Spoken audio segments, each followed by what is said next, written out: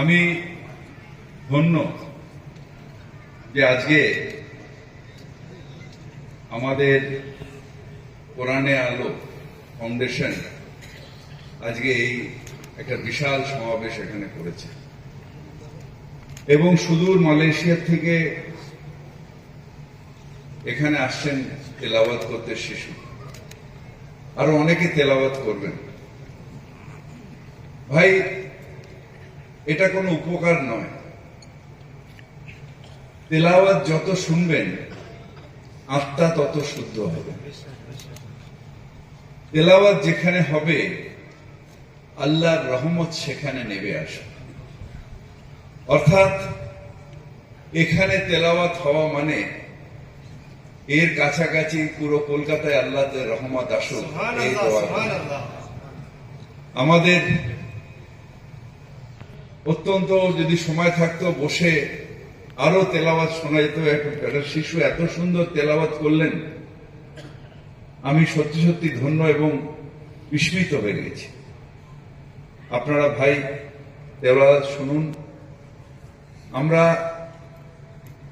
বিশ্বাস করি শুধু সেই আল্লাহ তাআলার উপরে, এবং সেই আল্লাহ তাআলা তার রহমত দিয়ে আমাদের ইহকাল পরকাল দুটা তার রহমত বর্ষিত করুক, এই দোয়া আপনাদের আমি করি।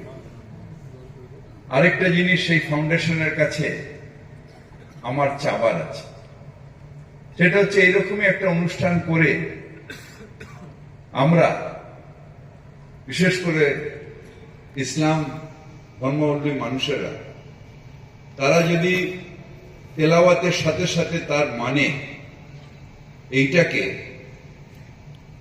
যারা ইসলাম ধর্মাবলম্বী নয় তাদের মধ্যে ছড়াতে হবে।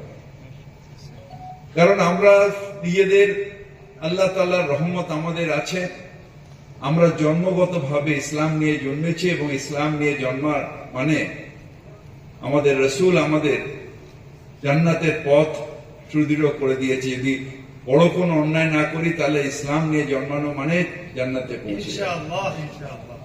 কিন্তু যাদের সেই আল্লাহ সেই রহমত যাদের দেননি, তারা যদি তেলাওয়াত এবং কোরআন শরীফের মানে যদি বুঝতে পারেন এবং একজনকেও যদি আমরা ঈমান দিতে পারি, তাহলে আমরা আমাদের জান্নাতের পথ একেবারে সুরক্ষিত হয়ে যাবে।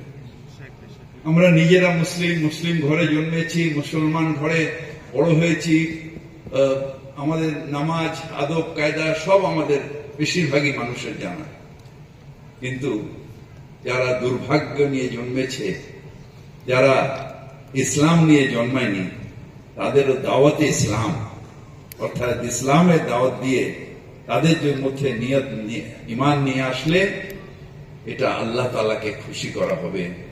আলো ফাউন্ডেশনের আজকে এটা তৃতীয় বর্ষ পড়ছে যে আমরা ভারতবর্ষের বিভিন্ন প্রান্ত থেকে যারা কোরআনে হাফেজ, তাদের মধ্যে একদম পিওর কোরআনটাকে পিউরিফাইড করে পড়া এবং মানে মাখরাজ সমস্ত কিছু সহি করে পড়ার যে একটা ছাত্রদের আমরা বেছে এনে আমরা বেশ সারা বছর ধরে আমরা এর প্রায় 1000 খানেক স্টুডেন্টের মধ্যে আমরা আজকে 10 জন গ্র্যান্ড মানে যারা ফাইনালে উঠেছেন 10 জন গ্র্যান্ড ফাইনালে, সেই 10 জনের প্রতিযোগিতা এখানে হলো।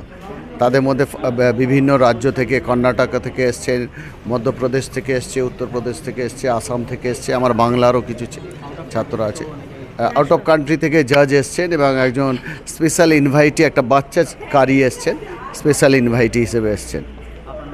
আমার নাম শেখ গুলাম মুরসালিন।